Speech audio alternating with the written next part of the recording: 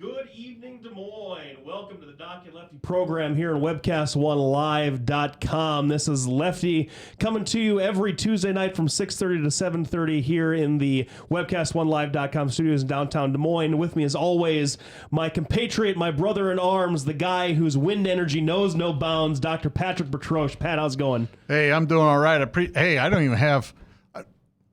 Everything is falling down. My hair's falling down. My mic's falling down.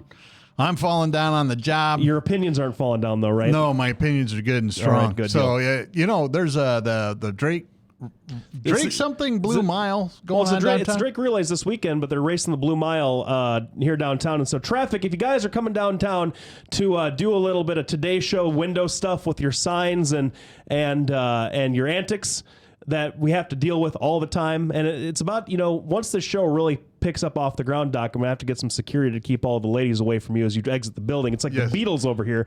But anyway, if you're coming downtown to see some, see the preparations or to eat or do whatever it is you do downtown on a Tuesday evening, the streets are blocked off. They're making the race course for downtown to run the Blue Mile. It's I think there's a little half-mile event, and I believe Hy-Vee sponsors it. I don't know. I was listening to the radio the other day about this. It's just one of the Drake Relay events that's going to be going on later in the week. And of course, if you are in the area, the Drake Relays, 105 years of the Drake Relays here in Des Moines, tradition like none other, paragon of track and field in the country. One of the last few big relay meets in the country still, and it's always a good time. Attracts giant athletes from all over the world. Olympic gold medalists, professionals. I know that when you were going to Drake, you had a good time at the Drake Relays.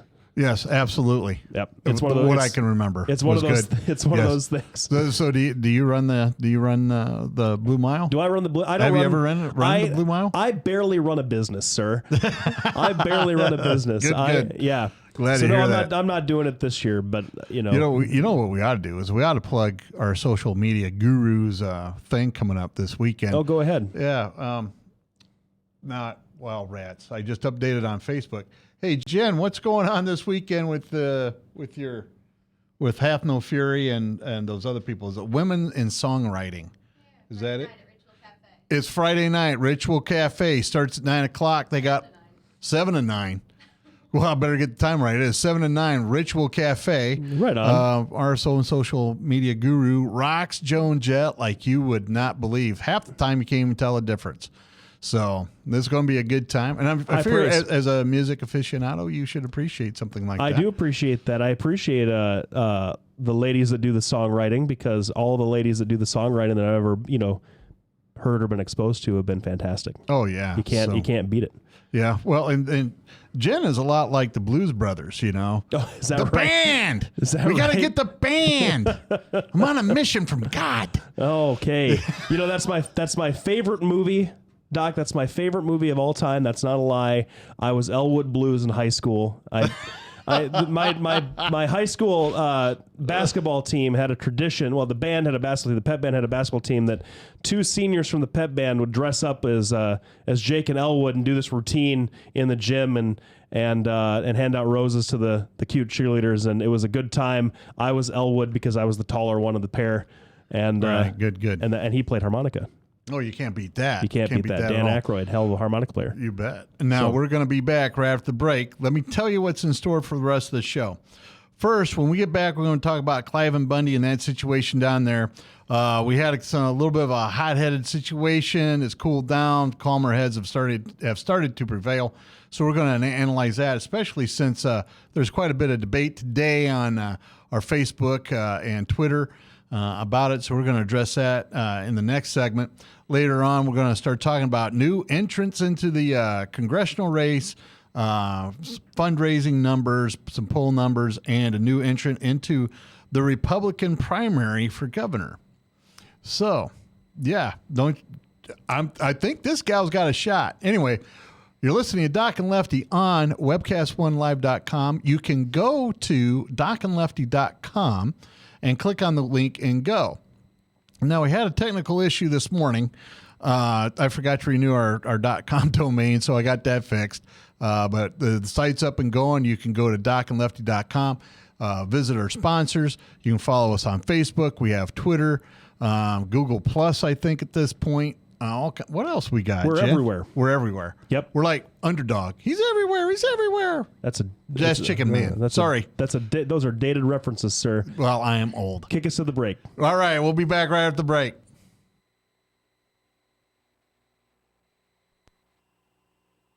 On the whole, I think Washington, D.C. is a terrible place.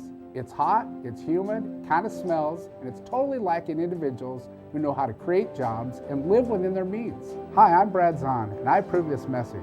And I'm running for Congress because we owe it to future Iowans to fix the mess that was created in Washington, D.C. I've had real experience creating jobs, cutting taxes, and balancing budgets while mayor and in the state senate. If you trust me to represent you, I promise I'll go to Washington, D.C. and do the right thing, and come home every Sunday to spend time with my wife, my kids, and my neighbors here in Iowa. We cannot leave this country in worse shape than we found it. I will not pass this debt on to my children or yours. I will go to Washington, D.C. and tell them enough is enough. Standing together is the only way we're going to get Washington, D.C. to listen, and I hope you'll join me in this fight. Brad Zahn for United States Congress. Hey, welcome back, everybody. Thanks for sticking around. You know, when we don't have a guest and we don't really have anything sort of relevant or fresh or new that's happened in the last few days that hasn't been talked to death by other people, we sort of open the show with some lighthearted banter to make sure that you all know out there that Doc and I really are friends. That because if you watched last week, you saw me get pretty frustrated, admittedly, and about as close to losing my temper as I really ever get. Yes, And I could tell, and I was happy to keep jabbing the knife in. But so when you get a liberal on the run and he's down, you put the boots to him. Yeah, I would. Even if he's your friend. I would. I guess I would characterize all of that a completely different way, but there. I mean, let's talk about the popcorn kernel that's been stuck in your craw ever since last week, and that's this guy Clive Bundy in Nevada. Now, it's funny. You know, here's what's funny. I have a lot of good friends who identify themselves, rightly or wrongly, as fairly conservative guys. I was talking to my buddy Ed Bull today. I was talking to one of his assistant county attorneys, Ben Hayek, today. These are conservative dudes with a sort of a conservative mindset when it comes to jurisprudence, constitutional law, things like that. Just kind of your classic conservative legal minds. And what I mentioned out of frustration how just irritated I was with the conversation about Clive Bundy last week, and they said, "Who? Who are you talking about?" This is a story that has penetrated a very small section of the conservative media, and I got sucked into it. My good name got besmirched because of this. And so you have a good name? Well, not anymore. If I ever did, it's a hard one to pronounce, but I think it's pretty good. So beforehand you were just smirched, and now you're besmirched. I got besmirched a couple of times. That's worse than asmirching. I'd rather be asmirched than besmirched. You're asmirchable? It was something like that. But all right. Let's I thought that I laid out the case in the short time that we had. I thought that I laid out the case pretty well. But you have just a serious problem with some of my arguments. What? Just kind of lay those out. The first thing is let's right now agree that we're going to disagree on basic fundamental principles. Let me lay out what has happened for those that didn't tune in last week, which was a shame because it was a great show. Clive Bundy's family went out to the West to celebrate the redistribution of land wealth from the Native Americans to the whites. That's basically what happened. We call that homesteading. And during this process, the government said, if you can better utilize the water that's out there, we will give you rights, water rights to that land and be able to forage, but you have to improve it. So Clive Bundy's ancestors did that. And over the course of time, just in a short, long story short, over the course of time, federal government has gradually intruded, and they developed the Bureau of Land Management. Now, you can't run your cattle in there because apparently, having a solar wind farm in the same range is beneficial to, the desert tortoise, but having cattle is not. And that was the basic presumption. Now, Cliven Bundy admits that he owes, permit money to somebody. He just thinks it's not to the U.S. government, but to Nevada.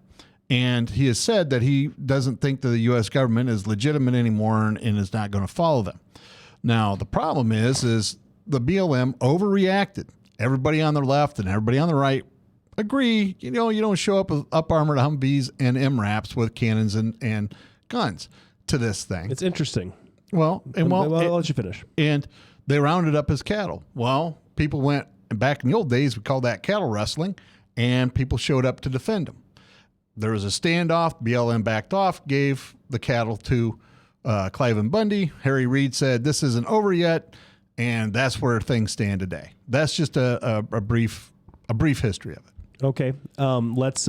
I'm going to give Lefty the first word. Let's clarify a couple of things. Cliven Bundy has never once produced any document that he purchased that his family purchased any permanent water or grazing rights from the federal government. The land that they've been using now, when the actual history of the Nevada territory was part of land acquisitions from Mexico, or after the Mexican-American War in the early 1850s, 1860s. And when Nevada became a state, you can find it in Nevada's constitution, when Nevada became a state, they ceded all of the territory that they had to the federal government. They ceded it all over, so that even now today, 80% of Nevada is owned by the federal government.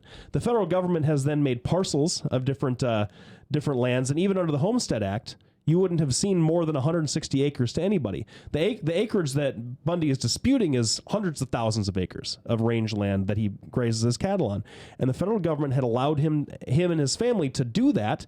And I would probably, I don't know what the history of the history of the fees that were charged, if any, over those years. But I know that there was the Taylor Grazing Act came into effect in the 30s, and then the BLM was sort of an outgrowth of that, and was created, I believe, by an executive order at some point, and then reaffirmed in 1976 by another piece of legislation that was passed by Congress. And so, grazing fees have been the norm in Nevada for at least since the 60s and 70s. And Cliven Bundy's family used to pay those. Then in the late 80s, early 90s, he decided that he wasn't going to pay them anymore. He stopped in 1994. In 1993, 94, exactly. 1993, 1994, right around the same time, coincidentally, of the Sagebrush Rebellion, when you saw these individual militia movements in the early 90s really pop up around the country. If you remember the Freemen in Montana, the Sagebrush folks out in Nevada and Arizona, there was a big push for those during the early 90s, and then it kind of backed off in response to legitimate missteps by the federal government. I think that even though the presence of federal officers at Ruby Ridge was proper, the outcome was a tragedy, and mistakes were made absolutely by law enforcement. Same as in Waco. The presence of the federal officials was proper, but what happened was a tragedy, and there were mistakes made. In this case, Cliven Bundy has never once given any proof. He said that he's inherited these water and grazing rights from just the tradition of his family using them. And that's not how we do things in this country. If you're going, it just isn't. You have to have good title to the land. And he's never once demonstrated that he has good title to the land. What about the Homestead Act? The Homestead Act would have given his family homestead of a particular portion up to 160 acres, but it certainly wouldn't have extended out into rangeland that was protected by the federal government that he didn't purchase, or that was ceded to them or gifted to them, however it worked. Because I believe that the Homestead Act allowed you, as long as you went out there and, like you said, improved the land, the plot that you were able to take, improved it and maintained it, you got it without a fee, I believe. You were able to just build your home and go from there. That didn't apply to any of this land that he's talking about. The main problem with this, from my perspective, is that here you have an agency, the BLM, that's come out to enforce a court order. Okay, you can talk about. all the pictures that I've seen of the actual standoff, I saw SUVs from the federal government. I didn't see any tanks or MRAPs or Humvees or anything. I saw law enforcement officers in Kevlar and helmets and riot gear to protect themselves and weapons to protect themselves. But you see that on any major drug bust here in Des Moines. So that's not. I think that's heavy-handed, but it's not unusual. No, it isn't. Right? Now we're going to take a quick break. We're going to get back to this here right afterwards. Don't forget you can follow us on Facebook, Twitter. Please tune in to docandlefty.com. You can follow this show through that link. You can also find us on World Wide Web webcast1live.com. Yeah. Wow. And of course, we just flashed up the phone number so you can give us a call. You can text. Thanks everybody for tuning in. We'll be back right after the break. Petrosh and Associates, how can I help you? Petrosh and Associates will provide you with a friendly, caring, and confidential place to find help for mental health concerns. We are ready for your call. Our doctor, Dr. J. Patrick Petrosh, provides a full range of psychiatric services for children, adolescents, and adults in a forthright and informative manner while maintaining a casual, comfortable, and relaxed atmosphere. All across America, there are countless numbers of people struggling with addiction and other life-controlling issues. Probably someone you know and love. There is a way out. There is hope. Transformations Treatment Center in Delray Beach, Florida, has a unique approach to substance abuse treatment. Call now and ask about our Guaranteed Success program or log on to transformationstreatment.com. Transformations. Change your life. Change your relationships. Transform your world. From the RE/MAX Real Estate Concept Studios, this is Webcast One Live. Hey, welcome back, everybody. Thanks for sticking around. Before the break, I was giving my response to some of Doc's history about this Clive and Bundy thing. So I'd mentioned that none of the pictures that I'd seen, even on some of the conservative blogs that were talking about this, did I see these Humvees and MRAPs and these cannons and everything else. But the biggest problem that I see from this is, aside from the lofty principles of liberty and whatever, is that we have an individual citizen supported by folks who, and I showed you those links, yes, who absolutely. are covering people who are armed in an armed standoff with sniper rifles from the high ground, from positions of advantage, and to basically to stave the big bad federal government off. It was a resistance by force, and in this country of law, I believe that you have a government agency coming out and seizing property. The proper way to address that is in the court system, is to go to court and say that the seizure was illegitimate. You don't show up with guns, and it's the same exact thing. If I had a guy I had a client that had won a judgment against a guy who stole satellite cable signals, and they won a $10,000 judgment against him and hired me to enforce it. And I contacted the sheriff's department in the county where he was at, and I gave them an order to levy, and I told them to take all the cars on his property, to seize all of his cars and take him and impound them at the sheriff's station. That would be the same exact thing if he came to his fence line and told the sheriffs, if you come on my property to seize my cars, I'm going to shoot you all. And that's basically what happened here. And so this idea that we saw, but he didn't do that. Instead, he filed a motion. He got into challenging my levy, got into court. We argued it out. I prevailed, which isn't relevant to this, and that was it. That was the end of it. He went home and took care of the judgment that way, and we went on about our business.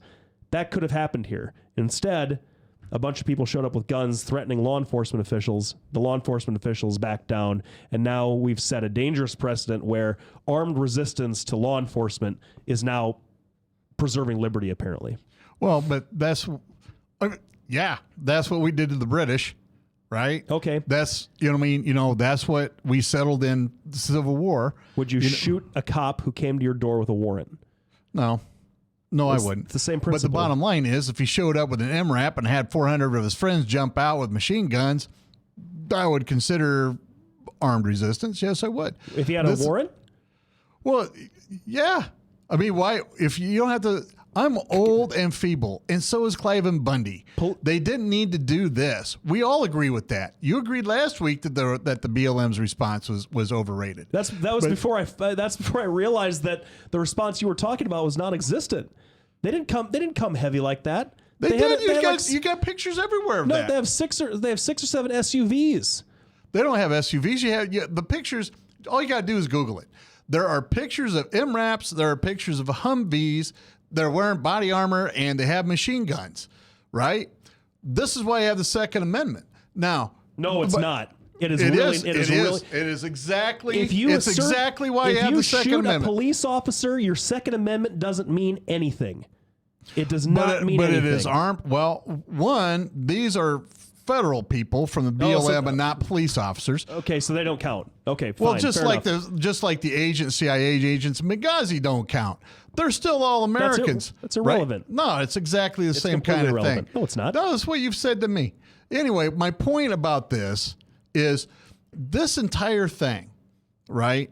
This entire thing, and I've said this before, is not necessarily about the land rights, but one, about giant government intrusion and using regulations to force people off land, right? And the second thing is this is about water rights. You know, Clive and Bundy has water rights at the ranch. And apparently when he bought the ranch, that did not extend to the Homestead Act beforehand. Number two, and this is something that I think people need to start understanding, he bought the ranch. His dad bought the ranch, I believe, was in 1954 or something like that, and acquired the water rights at that time. And at that time, they didn't give him the water rights to the land that's in dispute at the moment. And three, you know, let's face it, if, you know, people out in the West are upset about all these land grabs, all these water rights grabs by the feds, denying them their ability to raise cattle, denying them their ability to utilize land that they believe they should have a right to. Now, that's why all these people are up in arms. Now, you contrast that with what happened in Colorado. There's a lady or a couple bought land in Colorado that was in the middle of a forest preserve, and they utilized a four-wheeler to used a road to get up to their land. Well, they said, well, you can't use a four-wheeler. So they said, great, we'll walk. And then they went, well, no, you owe us that land. Well, no, we purchased it fair and square.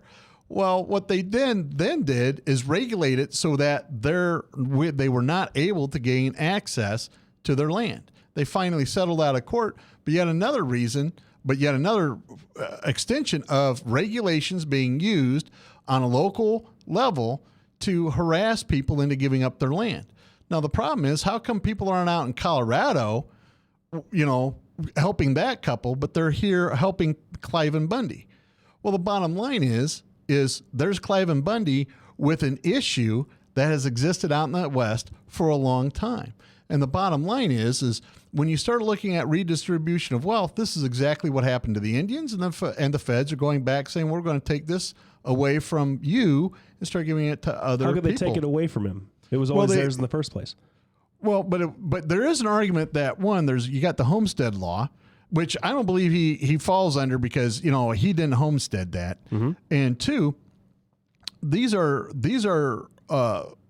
lands that he has used after BLM got there. So I think if you're going to pick somebody to go fight and die for, Clive and Bundy isn't it, but it's the fact that, you know, it escalated to this point that cooler heads didn't prevail earlier.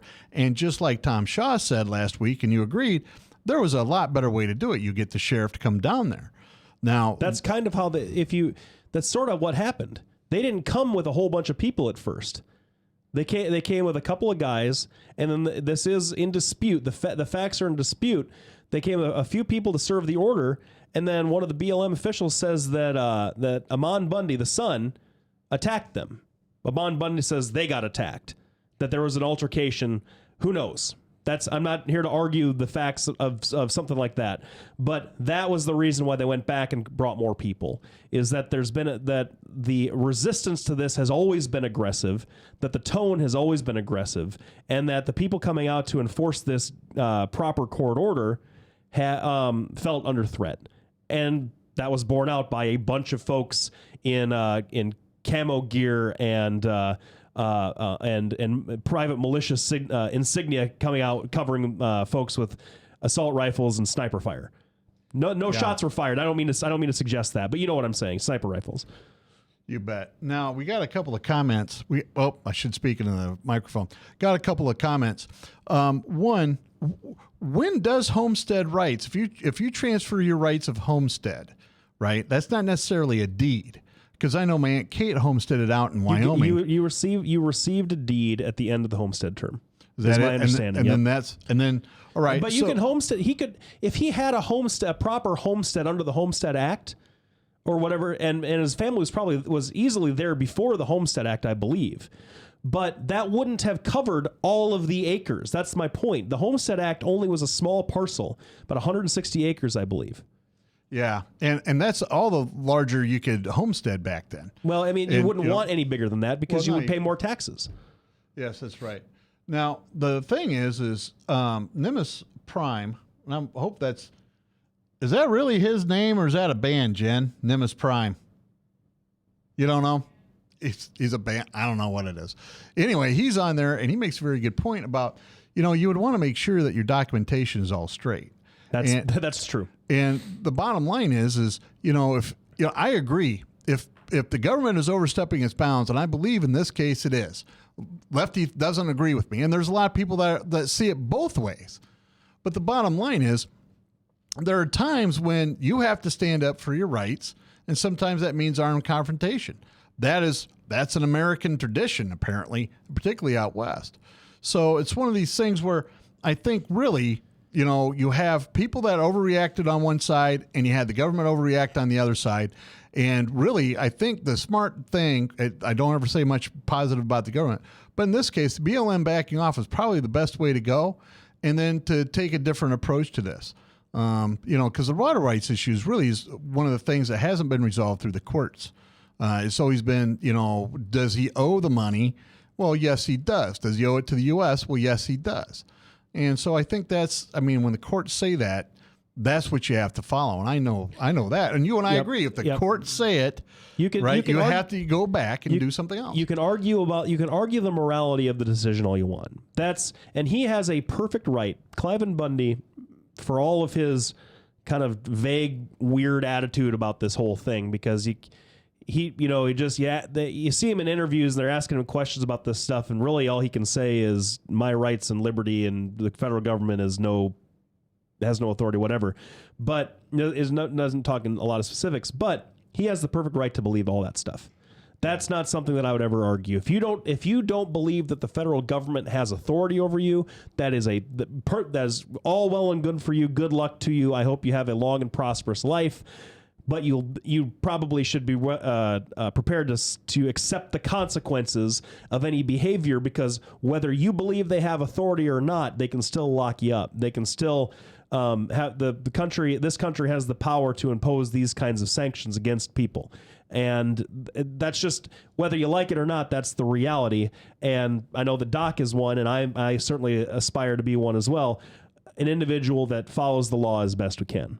Yes, absolutely. Now we're going to be back after the break. We're going to talk about some local politics and some congressional politics. Don't forget, you can join us on Facebook, docandlefty.com. You can follow the link there, Twitter, and what else? Google+.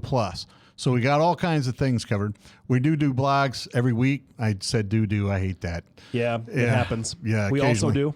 Yes, we also have, Yep. Blogs. We do it every week, sometimes 2 or 3 times a week, depending on, how much sleep we get. I fell behind this week. I had a jury trial that didn't end up going. I apologize for that, but I've got one almost done. Well, 3 paragraphs that are done, but it's going to be good. Yeah. All right. Well, thanks everybody for tuning in. We'll be back right after the break, listening to Doc and Lefty every Tuesday from 6:30 to 7:30 p.m. on webcast1live.com and docandlefty.com. We'll be back right after the break.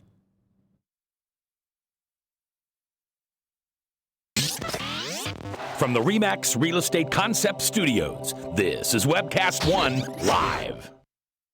Get away from us, you mean old credit card. We don't have any more money. We're in trouble now. Save us! Help! Somebody save us!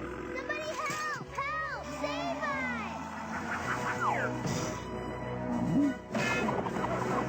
us! Hi, I'm Tom Coates from Consumer Credit of Des Moines.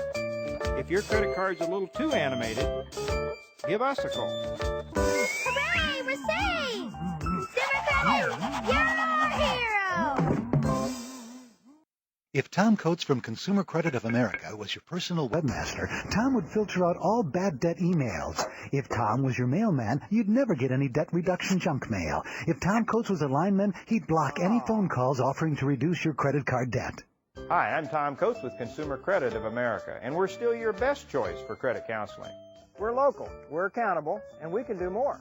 You make the call when the time's right for you. When it comes to competition, there really is none for Consumer Credit of America.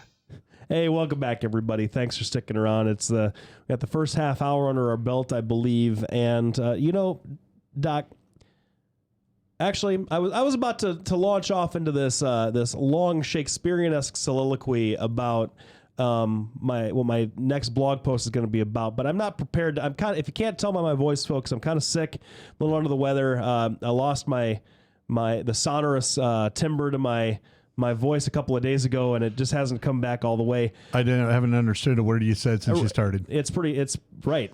No, that's because of my illness. That's because of my illness. Good. It makes it tough to understand the words that come out of my mouth. But let's. You wanted to talk a little bit about some of the election developments in the third, I think. Okay. All right. Well, first of all, they had to give all their information about how much money they raised, and the two people that raised the most money are the two people that I thought, wow, they really don't have a chance. And one is Robert Kramer, and he's a construction guru, apparently from Cedar Rapids. I think that's where he's from. Or not Cedar Rapids. He's from, you know what? I'm getting my candidates mixed up. Give me a second. But Robert Kramer is running for Congress in the 3rd District, and he raised the most, followed by Matt Schultz, and he raised a ton of money. Now, Matt ran a statewide campaign for Secretary of State and really did a fantastic job and really was successful at beating the incumbent, a Democratic incumbent. And so, wasn't a Democratic incumbent? I would assume. I don't remember that election. So it was really pretty exciting to see him run like that. He's a personable and likable guy. Then there's David Young, who has never gotten any traction. He is Senator Grassley's former staffer. He came in like at $76,000, which is a pretty sizable sum. And unfortunately, the guy bringing up the back is Brad Zahn at $56,000. And of course, there was a lot of people saying, now it's a wide open race, and it's no longer Brad Zahn's to lose, and the rest of this. And the bottom line is Brad Zahn was outspent 4-1 by Jim Gibbons, outraised 4-1 by Jim Gibbons, was outspent by Dave Funk 2-1, and outraised by Dave Funk 2-1, and Brad Zahn stomped us all, right? I mean, really just pounded us, and there's a reason why. Brad gets out there and he hustles. He's banging on doors. He's not spending his money like these other guys for fancy consultants and polls. Now, the thing is I've heard through the grapevine that there's been at least 2 polls done, not by Brad Zahn, right? And the bottom line is you don't see the results of those polls. So whatever it is, one is supposedly by Matt Schultz, and there's another one by another candidate, but I can't really verify. I mean, the other one I had a pretty good source. This one is kind of a flaky source. And the bottom line is none of these results have been released, which tells me one thing.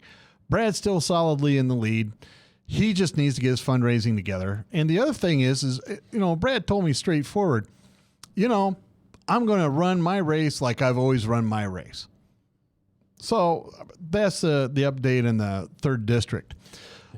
Are you prepared to make an endorsement? I know that he's I guess it would be tough. Maybe I'll withdraw that question. It would be tough not to endorse him since he's buying some ad time with us. But yes, well, and I've told everybody that I'm going to remain neutral in this whole thing. I think it's the best interest. I want the other candidates to come on.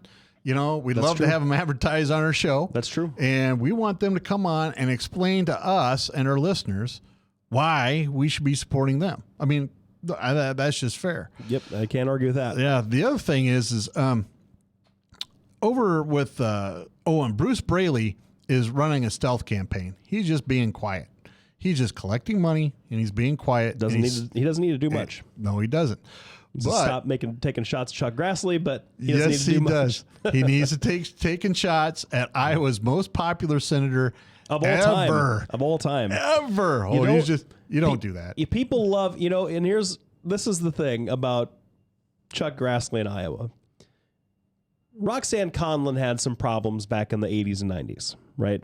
Some tax issues, some skeletons. There were some issues with her husband's contracting business. But by and large, folks in the Des Moines area and in the wider central Iowa area loved Roxanne Conlon. Great lawyer, did a lot of good work for a lot of good people. The Microsoft judgment was huge. It was a big deal for her clients, and has had a relatively good reputation and a stellar reputation as an attorney. No one would ever take that away from her. And Chuck Grassley beat her by like 30 or 40 points. It wasn't even a contest. It wasn't even a contest. So you don't take shots at the old man. Just like you didn't hear a lot of Republicans taking shots at Tom Harkin. You have two senators with that much seniority, and hey, Bruce, let the big dog eat for a second. You'll get there. Yeah, you don't absolutely. need to be doing that. Well, and you know what? What's funny is I do know about this. Steve Deace reported that there was a poll that showed Bruce Braley's popularity plummeted almost 8%. Immediately after that. It took a hit. There were some folks that were, the instant reactions, obviously, and the quote really did. It sounded really, really bad. And as a guy who's trying to run as the populist everyman from Northeast Iowa, where all the industry used to be, the Dubuque, Waterloo area up there, you don't want to be making those comments about, holding lawyers up over farmers. It just was a ridiculous politically tone deaf thing to do. In defense of Bruce Braley, however, if you can defend him at all, the point that he made to his colleagues wasn't the worst point he could have made. That you understand what a guy is trying to say at a fundraising thing, just as the same way that Mitt Romney, with his 47%, speaking to people that probably felt the same way. He was trying to raise money, and that's the business that we're in. And some of the hysteria maybe over both of those comments was a little bit misplaced. I don't know what you think about that. Well, and the problem is there are several reports that Bruce Braley knew he's being recorded. So why in the world would you say something like that? It's not like Mitt Romney and the 47% where it was supposed to be a nice private thing and nobody's supposed to be recording. He knew he was being recorded and he said that. Mm-hmm. Two, if you see a hornet's nest in your attic, you don't go up there with a broom and just start beating on it, right? You leave it alone and hope it goes away. You just don't poke the hornet's nest.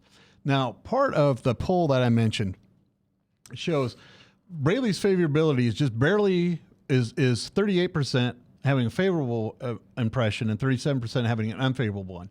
Meanwhile, 64% of voters had a favorable impression of Grassley and only 31% unfavorable. He's not running against Grassley, though. No, he's not. But you take a poke at somebody popular, in a ballot test, Braley trails a generic Republican opponent 48 to 37%. That's just, if you had Braley up against a random Republican, he's going to lose by 11 points. But put him up against Matt Whitaker and see what happens. Well, and see, we're going to be nice to everybody. So no, is it on there? That's what I'm asking you. No, it's not. Joni Ernst isn't on there either? No, it's a generic Republican candidate. I wish they would do one with each one of the candidates. I think that'd be a much more likely thing. And 80% of voters were familiar with Braley's anti-farmer comments, and they said it'd make it less likely that they'd vote for him. Yep. So, I mean, that was really sticking a thorn in your own eye with that one. So, anyway, we'll be back. Sorry, go ahead. Oh, I just it was a stupid thing to say. I don't think that's going to kill him. I really don't. No, I don't, because, the left is really, I mean, it doesn't matter. I mean, we're really fighting over independence, and that's really what the question is. We'll be back right after the break. Actually, this break is just going to be me talking. Des Moines Anesthesia is one of our sponsors. We would like to have you give them a call if you have any anesthesia needs, any pain needs. They do a lot of different things that can be very helpful. Their number is right there, 515-263-5316. It's Des Moines Anesthesia, PC. So if you're trying to Google it, you have to put PC on the back. It also helps if you can spell it right, which I often don't. Do you have trouble spelling that? Anesthesia? That's a tough word to spell. It is. So, so we'd like to thank them for their sponsorship. They have a office here in Des Moines. They also have an office up in Fort Dodge. Now let's get back to, also Brad Zahn's are one of our sponsors. Halo Capital is one of our sponsors. And don't forget, this week we have Women in Songwriting from 7 to 9 p.m. over at Ritual Cafe. Yep, over on the west side of downtown. Yes. Yep. I don't know downtown at all. I'm lucky I'm even able to find the studio. So fair enough. So anyway, let's get back. We'll talk a little bit more about one of our listeners wants to talk about the justice that the ex-Supreme Court Justice Stevens talking about rewriting the Constitution. Oh yeah, and the Second Amendment. yeah. So let me talk a little bit about. We'll just go there. There's an interesting development as somebody else has entered the race Republican gubernatorial primary. So we'll let me talk about that for a little bit. The gal's name is Hebe, Dr. Hebe. I believe her first name's Susan. She's wanting to run for governor. She's a conservative. She comes in with the same issues with Governor Branstad that Tom Hoefling had, which is a lot of cronyism. He's not a true conservative. Those are the kind of things that she's saying about him.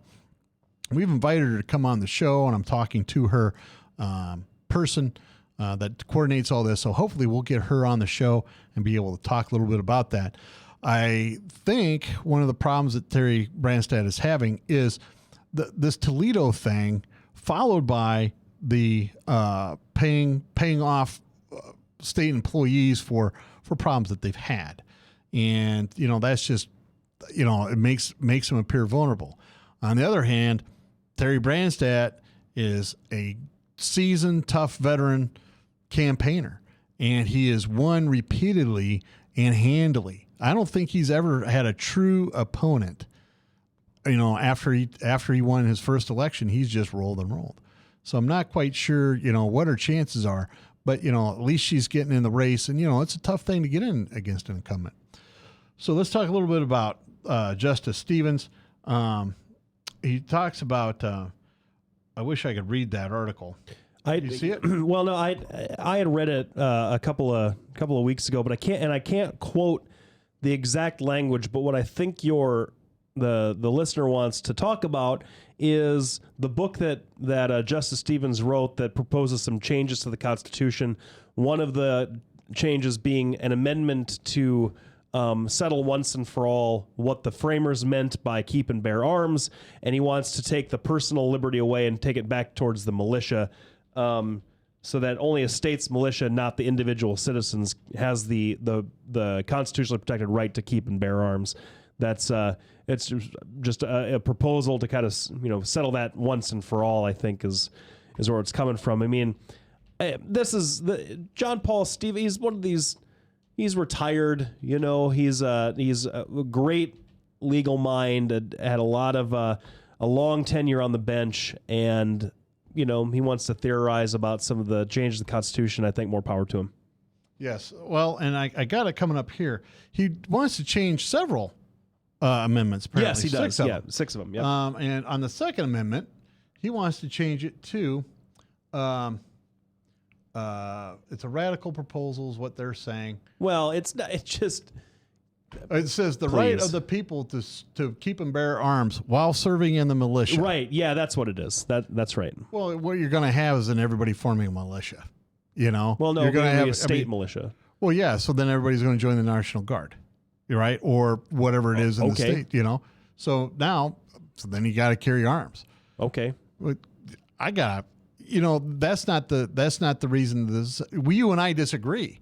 And I think you probably studied the Constitution more than I have since you're a lawyer. I hope so. But the bottom line is I got a BA in political science. I studied it as well. And my interpretation of this is there is a reason why we have the Second Amendment. And the Second Amendment was written by people who had arms and equipment equivalent to the British, with the exception of, ships. They didn't have men of war like Britain had, but they had cannon, they had muskets, they had snipers, they had the rest of this. And that was to fight government tyranny, whether that government was a foreign government or your own government. And Lincoln talked about trying to defend yourself from your own government. The founding fathers talked about that a lot. And I think that's exactly what they meant. It isn't necessarily to fight our government, but it is necessary to be armed when your government overreaches what it should do, because the power is at the people. How do you respond to that? I would just say that, if we're talking about John Paul Stevens specifically, in the article that I read, he lays out this long history of the Second Amendment and how it was written and what Madison and Hamilton and everybody that was gathered together to put the Bill of Rights together, what they meant by it. Okay. And I'm not going to talk about any of that stuff because you can find it for yourself, and I don't remember it. I don't want to misquote anybody and misrepresent anybody, but I think to take the prefatory clause, the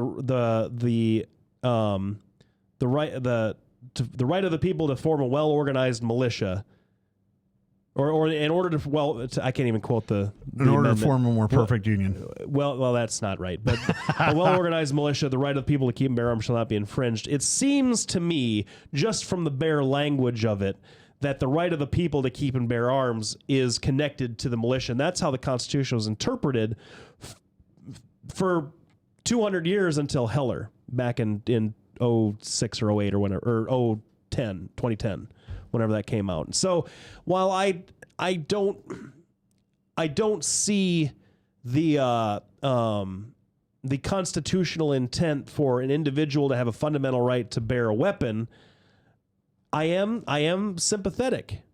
I am sympathetic to the interpretation that there's a natural right to self-defense, and that right of self-defense can include a weapon if you're being met with a similar force. And that was the basis of the Heller decision that they talked about. And so I'm sympathetic to that. I don't know that I'm convinced by it, but that does make a lot of sense. That does resonate with me. Sure. But that doesn't get us to the point where we are today, where using the Heller decision to guarantee an individual right now means that the government can't do anything with guns at all. And that's what you hear from people all the time, that we have a Second Amendment right to keep our guns and you can't do anything about it. That's just patently not true. Well, and not reasonable. It's not reasonable. Well, either. Now, just to be the devil's advocate, because, that's what I do. The right to keep and bear arms shall not be infringed is different than the First Amendment that says no laws shall be made.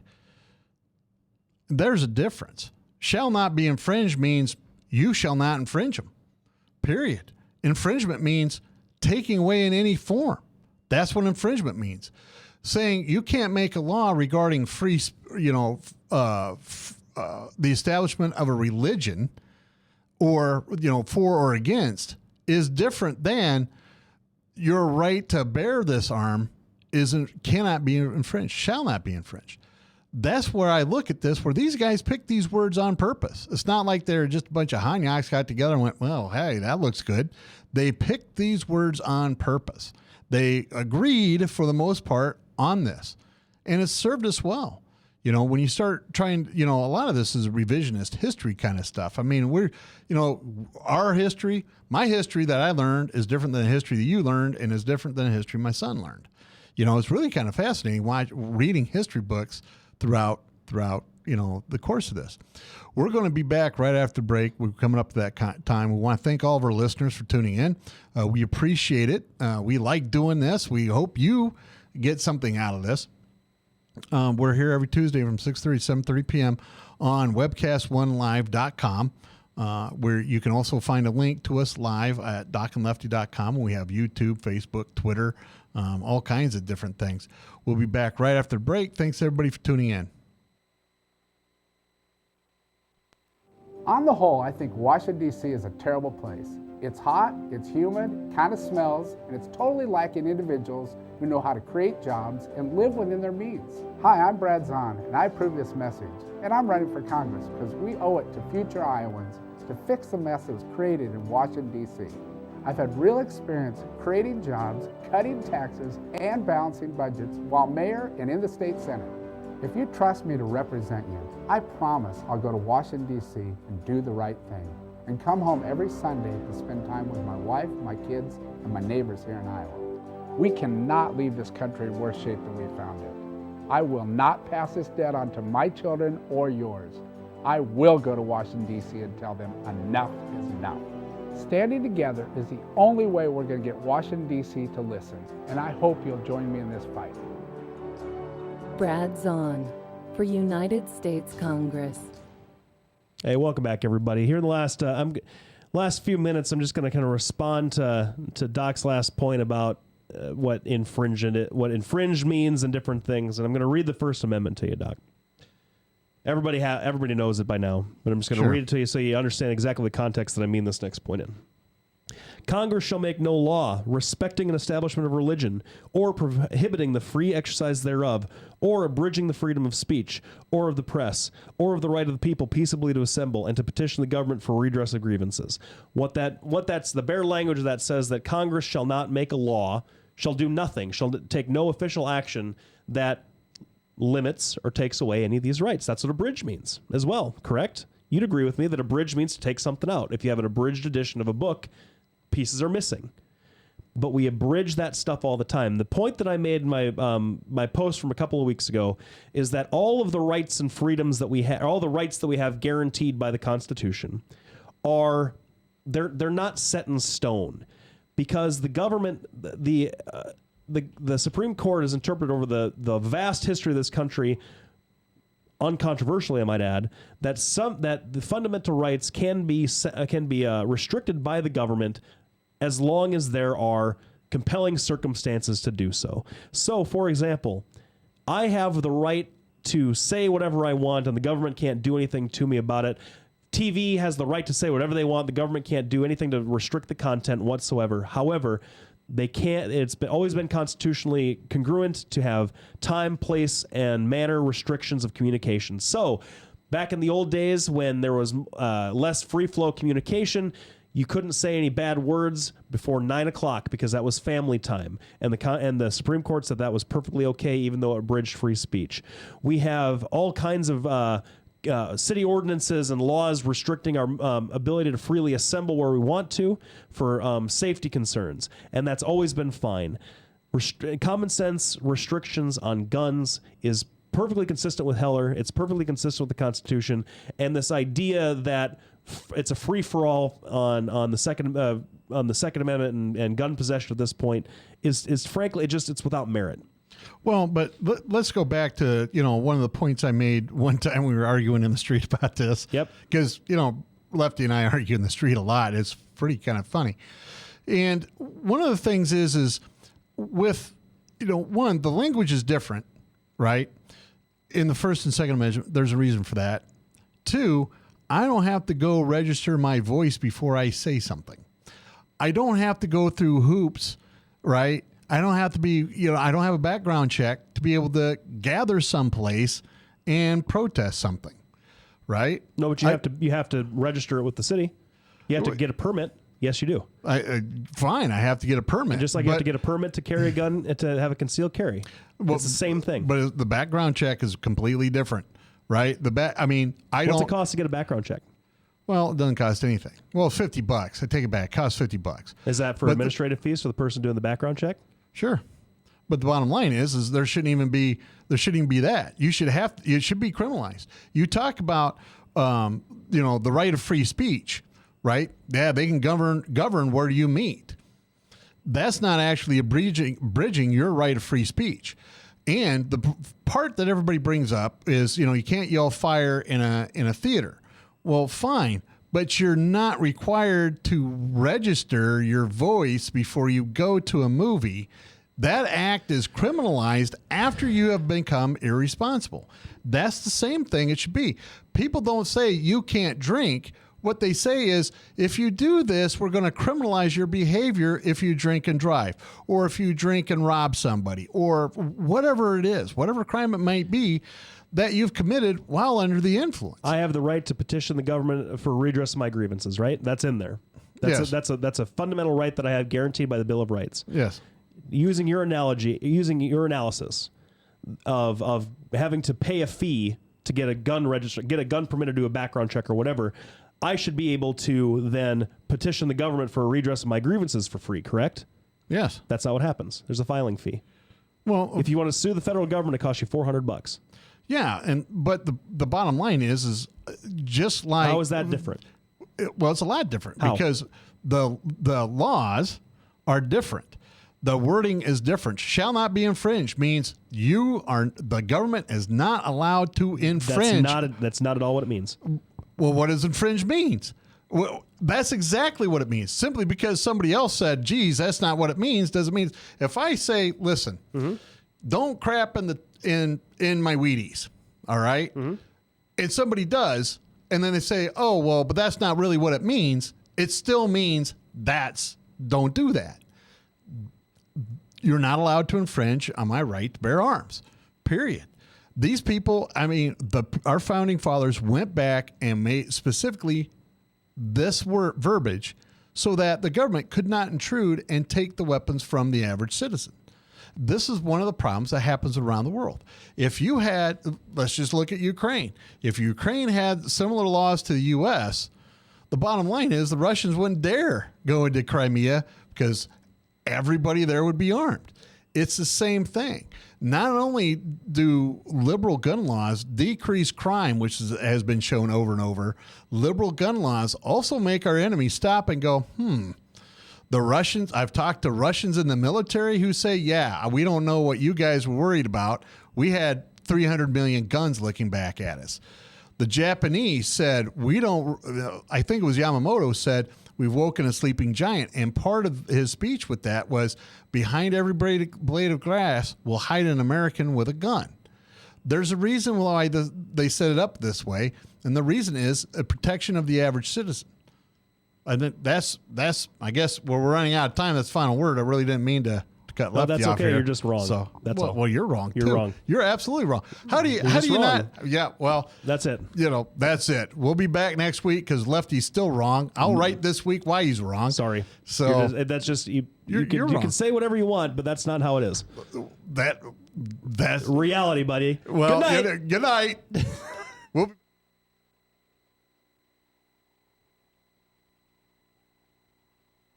Hi, I'm Representative Tom Shaw, and I love these guys. Both of them. Love these guys. Get over here. Get over here. Love both of them.